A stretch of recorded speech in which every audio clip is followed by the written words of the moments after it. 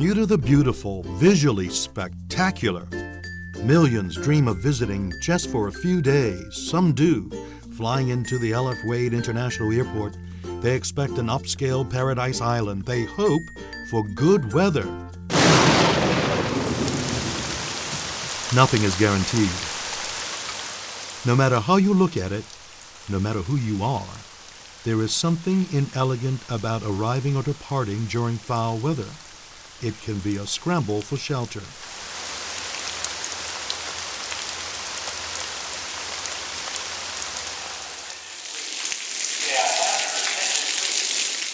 These pictures taken by a customs officer show what happened when a water pipe burst during the 2014 Hurricane Faye.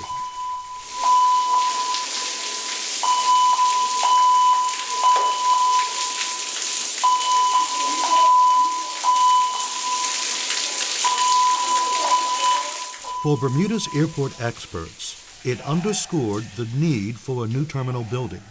The decade before, Hurricane Fabian sent seawater flooding into the building, shutting down the airport, shutting Bermuda off from arrivals or departures for 4 days. During Hurricane Fabian, we had about 3 feet of water that came in from Castle Harbor and really ripped apart the ground level of the terminal building. And it caused damage that to this day we're still dealing with. I can tell you one mechanical asset that a number of passengers can relate to is the escalator. The escalator oftentimes is out of commission because of that initial damage that took place some 10 years ago. And unfortunately at the time, the airport did not replace the asset, but rather spent a bit of money trying to rehabilitate it. But unfortunately, we're still having problems to this day. We could throw millions into this building, but you'll still be in an old building that's 70 plus years old. Most buildings and airport buildings around the world, when they get to that age, they demolish and rebuild because you've got to be changing environments, changing processes. Do we need a new facility? I would say yes. I arrived here in 2006, and at that time we were in the process of completing our airport master plan. And essentially an airport master plan is designed to identify the long-term requirements for an airport over a 10, 15, 20-year period. And we looked at what our requirements were both airside, i.e. the airfield itself, and also landside. And obviously the focal point of the master plan was the new terminal design. The master plan concluded, and frankly, not to anyone's surprise, but it concluded that the existing terminal building had essentially reached its life expectancy. There is no doubt the building is on borrowed time, and there's no doubt that there has long been political will to build an entirely new facility. It's been considered for decades. One option to site a new terminal at the old NATO hangar was not feasible. 2006 and 2008 studies completely ruled out staying in the current facility. Too expensive to fix it up, high maintenance expenses, and it still would be an old, tired, and crumbling structure in a poor location. In 2006, airport experts confirmed to the government of the day it would be cheaper and far better to build a new terminal. Building and renovating at the existing site would have been close to $50 million more than building anew. So that took us to the third site. And the third site is the site between the existing terminal building and Stone Crusher Corner. That is a brownfield site. It allowed for us to go in there and build anew without having adverse implications on our existing operation. And that was of tremendous benefit. And so at the end of the day, we could build over here, we could conclude our operations at the existing terminal building on a Saturday night, and on a Sunday morning move to the new facility. The fact that the building was built initially in the mid-1940s, then it was added on to in the 50s, in the 60s. The latest modifications to this particular site occurred in the late 80s, early 90s. And unfortunately, during that time of building add-ons, it was not approached in a cohesive manner. And it has led to a number of problems As far as the roofing is concerned, oftentimes we have to deal with leaks. Anybody who comes to the terminal building on a rainy day, you see it firsthand. We have wooden floors, wooden roofs that, ideally it would be good to fumigate it, get rid of some of the termite infestation that we have there. So there are a number of different challenges. The sewage system, for example. The sewage system does not have the capacity to deal with today's demands. Oftentimes during the summer period, we have to empty that twice a month. And when we do, unfortunately, there's a lingering smell that is quite unpleasant. And there have been times when we have prevented passengers from going into a certain area of the terminal building because the smell from the sewage system still lingered from the night before when it was emptied. So that's an ongoing challenge. If the wind is blowing out of a certain direction and the tide is at a certain level, the toilets don't flush.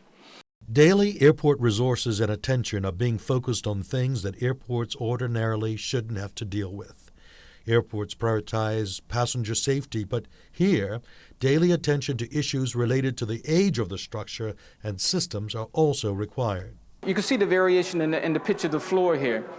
It goes from one elevation and it pitched down approximately 1.5 inches to get down to the outside grade here for the wooden floor.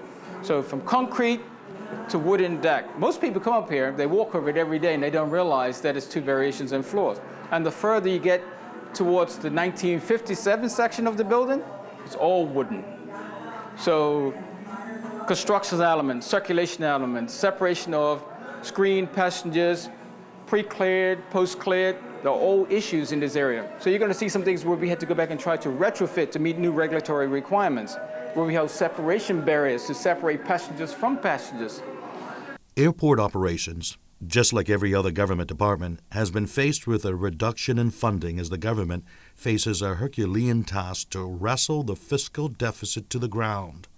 That annual budget shortfall puts a spanner in the works for a number of government programs. For airport operations, reduced resources for operations and maintenance, O&M, brings the less than satisfactory condition of the airport building into clearer focus. Staffing is down, and the pressing list of work to be done is only being exacerbated by rising costs. I'm looking for day at red. Day at red. I have a smell. I can't locate them yet, but that's what I'm looking for right now. Yes. What other sort of problems? Leakage when it's raining, leakage through the roof. As you can see, if you look up, you can see we just put in fans. We had to put in fans because during the summer we get to 108 degrees inside, so we try to put some fans in to make us cooler to work. There's no refrigeration for perishables, so everything that comes in has to go right out the door. Whether it be medical, food, once it's perishable, has to go right out the door. These are requirements that is for freight charters worldwide. These are requirements that we should have, and we don't have them. So with the reduced financial resources that we have to operate and maintain the facility, we've had to be very pragmatic in our approach in terms of how we spend money. And oftentimes we've had to make the decision to allocate those limited financial resources to enhancing the airfield as opposed to the terminal building itself. And that's critical because we needed to ensure that the airport stayed ahead of the international regulatory requirements that are placed upon us on an annual basis. So we've had to be very, as I said, very pragmatic, very careful in how we allocate very limited resources, limited staffing resources, limited financial resources. Half a dozen maintenance personnel maintain 400,000 square feet, including the terminal, building, and other airport structures. Mr. Adderley repeatedly commended them for trying to keep outdated mechanical systems working. The baggage system, for example. The baggage system predates myself. The baggage system is probably 45 plus years old. Very difficult to source parts for that. So on an annual basis, the maintenance team has to really strip down that system and build it back up again, trying to buy another year out of its life. Systems failure is not an option at an airport. If the plant is closed for any reason, it grounds aircraft, effectively cutting Bermuda off to the outside world for same-day travel. But systems failure while the airport is still operating can also be a nightmare that came true April last year. Last April of 2015, when the air conditioning system failed. The air conditioning system was down for just under a week, maybe 5 days or so. We were fortunate that it happened in April and not August. But the conditions inside the building were very uncomfortable. The passengers, to their credit, they dealt with it. They were very understanding. The staff, especially the airport staff who work in restaurant kitchens, they were working in conditions where temperatures were above 100 degrees, and they continued to operate and provide a service. Our customs and immigration officials, they are working in less than ideal conditions. So it's a bit of a challenge on a day-to-day basis for airport personnel. But credit to them, they come to work and they get on with the job at hand. We looked at various ways to cut back on electricity consumption. We've installed, back in 2000, a proper chiller system from a high-speed chiller dual compressor system, chiller plant, to pump chill water around the building to give it better climate control. When I started, you were paying $330,000 a month to run this terminal building with electricity. That bill has been reduced by 1/3 by installing energy efficient programs. But you're still inside a very old infrastructure. The original chiller plant had lines that ran through this building, and it was an old reciprocating chiller that to this day I'm still not able to locate where they go until there's a leak. And then we have to chop out walls. Some are buried in walls, some are buried in very difficult areas of the infrastructure. The government's master plan for the airport began after the 2003 Hurricane Fabian. The idea was to determine Bermuda's long-term needs and objectives. There seemed to be an opportunity to put capital funding into fixing long-term problems. It led to the production of 2 reports, one in 2006 and one in 2008, by the U.S.-based infrastructure solutions firm HNTB. HNTB is a very reputable firm that does a number of infrastructure projects, airports, bridges, roadways, et cetera, et cetera. And in the initial report, which was carried out in 2006, that report looked at the existing facility. And it said, okay, what do we need to do to address the shortcomings of the existing facility? And that assessment specifically looked at first how or what was required to address the aging infrastructure, all the mechanical systems, et cetera, et cetera. We concluded that it would cost upwards of $150 million to address the roofing system, the air conditioning system, the baggage mechanical system, X-ray machines, et cetera, all of the mechanical systems, things that are behind closed doors that are not necessarily front and center to the everyday passenger. So that was a figure of around $150 million. That did not take into consideration the improvements, the overall rebuild that was required to get this building to a point where it would have met the demands of today's travelers. The cost of that was north of $400 million. And the report looked at, okay, it doesn't make financial sense or logistical sense to renovate and build on the existing footprint. It makes more sense to build in a new site or on a new site altogether. And the cost of building anew versus building on the existing site, doing everything that was required to not only address the mechanical system, but also bring the building up to standard to meet the needs of the passengers, there was a differentiation of about $50 million between the two.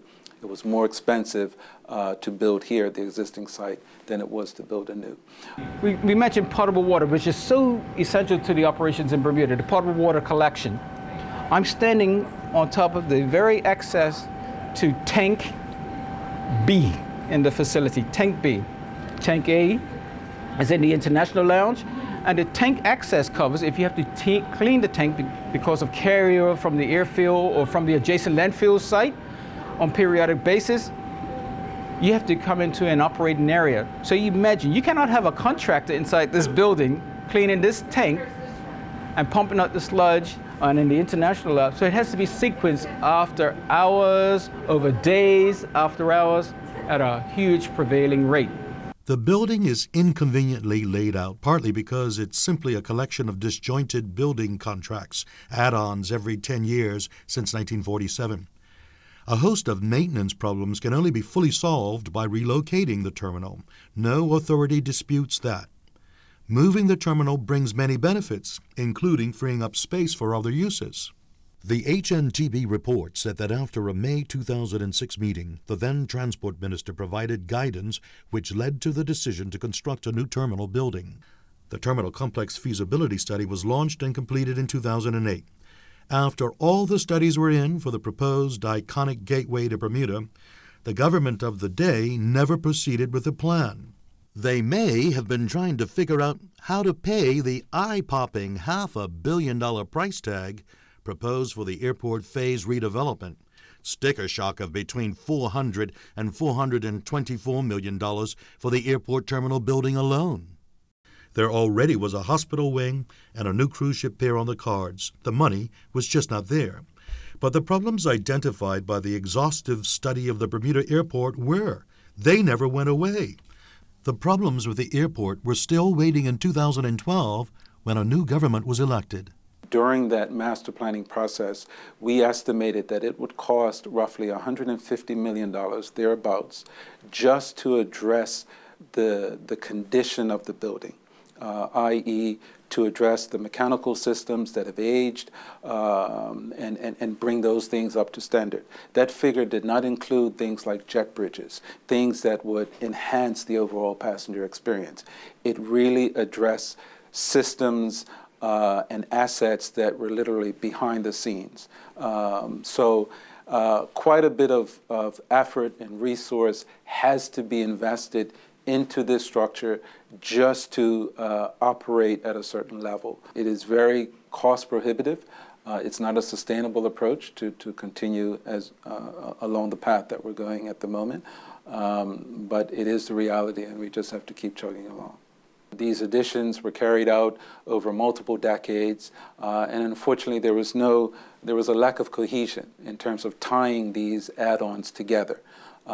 So that has provided some challenges. You know, if you walk through the terminal building and you pay very close attention to the floor, you'll see the floor. It changes elevations in certain areas because everything was not cleanly tied in through the decades. But again, you know, I don't think those who built the terminal building originally back in the 1940s would have expected that in 2016 we're still operating out of this same facility with upwards of 800,000 passengers going through on an annual basis. The building simply cannot sustain that type of activity. You know, unlike a school building, for example, the airport cannot close down during the summer. We need to be up and running 365 days of the year. And as I said, 800,000 passengers coming through here, that's inclusive of arrivals and departures, coming through this building, plus the 600-700 employees that work at this building on a day-to-day basis. There's a tremendous amount of strain that is placed on the building's infrastructure, and quite frankly, the building is finding it difficult to keep up. The area you're standing in right now, to the south, is built in 1967. As you might remember, if you were young enough, you used to come to this area right here to wave down to arriving and departing passengers. This was the outside of the building. Now, it goes from a concrete floor to a wooden floor. So that means the construction joint is all along this area. So above this section here, the construction that took place is not a typical Bermuda-style roof. It's not slate or concrete. This was built with a plywood roof. And would you put a plywood roof over your house? So over periods of time, it's susceptible to termites, wood rot, and of course water. Water is a big thing. And it was never really tied into the existing building with a hip roof. So there's always a joint and variation of settlement in this area. That's why you have the water damage right above your head. You can look around and see the condition of the building. You have birds that's making nests 24/7, which is not good for anywhere because we deal with food plus dry goods.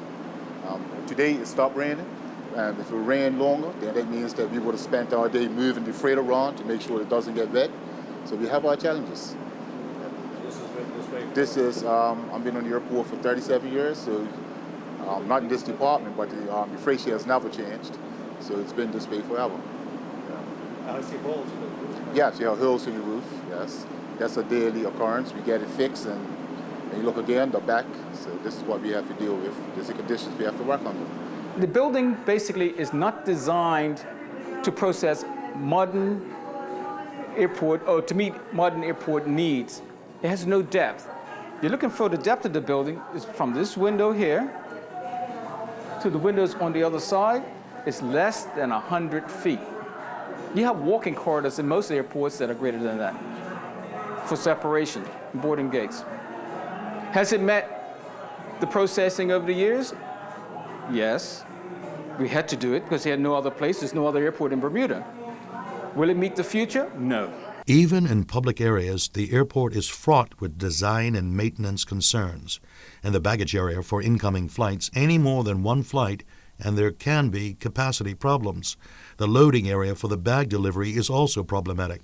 When the developments took place back in 1994, 95, 96, they had a concrete slab above, as you can see, but there was no way of getting the water, rainwater, off that slab. There's no consideration given to the rainwater leaders or the amount of rain that Bermuda had. So they tied a lightweight roof at this section into the concrete slab. The lightweight roof is not pitched correctly to falls so that the water accumulates on the roof area and eventually it finds its way inside the building, as you can see. Especially along the eastern wall here. The roof above is not keyed into the building. I'm going to keep mentioning that word keyed. So during times of temperature variation, there's a lot of movement and differential sediment and water will run down this wall. We've gone through an extensive process of trying to seal those areas. Contractors have been here over the years since I've been here, and not one has been successful in stopping that water coming into this building. We've had instances where people have put up a sign and hit a pipe inside the wall, but it's not one design drawing from 1947 that I could find where the pipes go. Bermuda has never built a civilian airport in St. George's. What's there began as a small outlier building thrown together by the U.S. military and eventually ceded temporarily to the Royal Air Force. Bermuda's first airport building in the East End was the American Military Airport, built in a much more secure location, away from the storm surge of Castle Harbor. The RAF building was only turned into Bermuda's first civilian air terminal later. No one would have guessed that it would still be there in the 21st century. We've been building onto it and doing our best to maintain it ever since. We're running out of a few Band-Aids, obviously. There's only so many ceiling tiles that we can put up and replace the ones that have fallen due to leaks from the roof. There's only so much paint that we can put on the walls. There's only so much new carpet tiles that we can put down, et cetera, et cetera. But we will continue to do that as long as we have to, because the public demands it. And we have to provide an airport that is functioning no matter how difficult that might be. We have an operating budget of around $19 million. That's nowhere near what we need to address all the ongoing maintenance issues. And again, it's a challenge throughout government. The economic reality today dictates that all government agencies have to make do with reduced resources, and we're no different. So we just have to continue to find a way to keep chugging along. But it is fair to say that the budget allocation that we have today is simply insufficient to address the shortcomings that we have to address from a maintenance standpoint. You're here on a calm day. On a windy day, when you're processing flights, if the end doors are open, the atrium is open to ambient conditions, the wind coming down this corridor could be in excess of 50 to 60 miles an hour. So in order to diffuse that energy, we put these egg crates above. But as you know, energy gets dissipated, they're transferred into the outer corridor. So the same impact.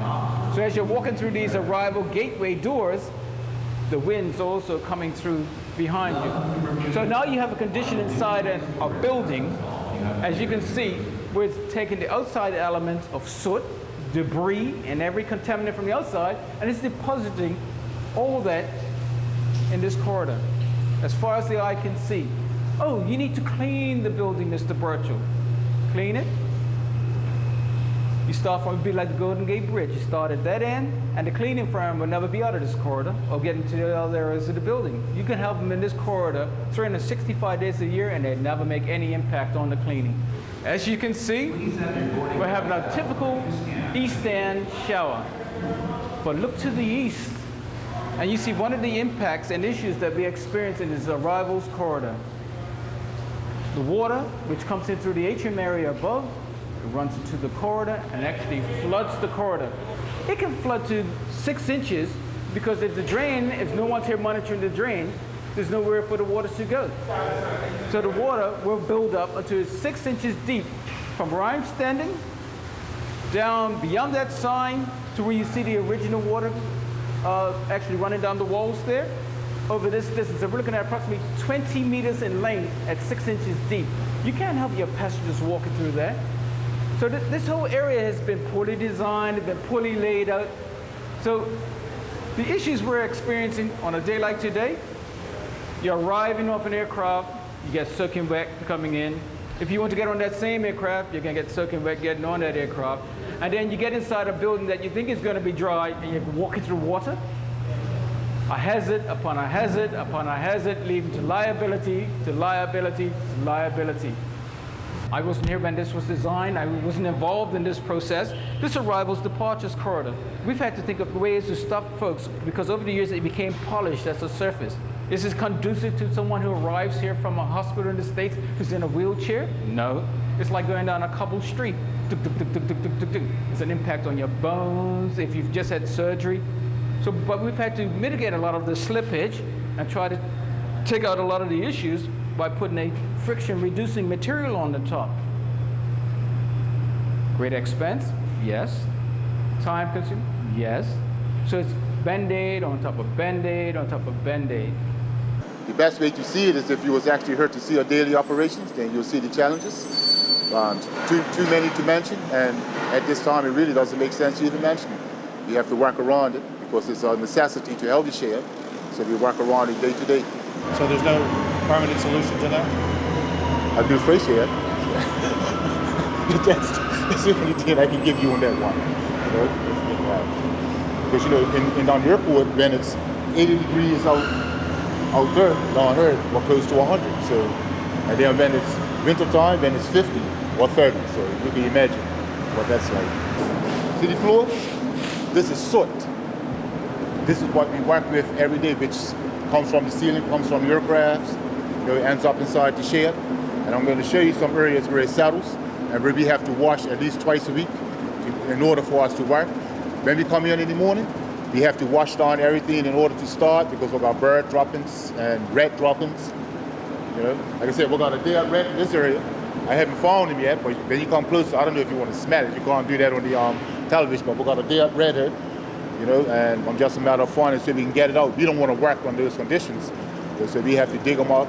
By 2006, the question of whether to build a new airport was no longer a question at all. A decade ago, international airport experts were in agreement with Bermuda's airport experts that something needed to be done, had to be done, with some degree of urgency, and it needed to be done away from the existing site. Some knew even earlier that it made no sense to pump money into a facility with limited future potential.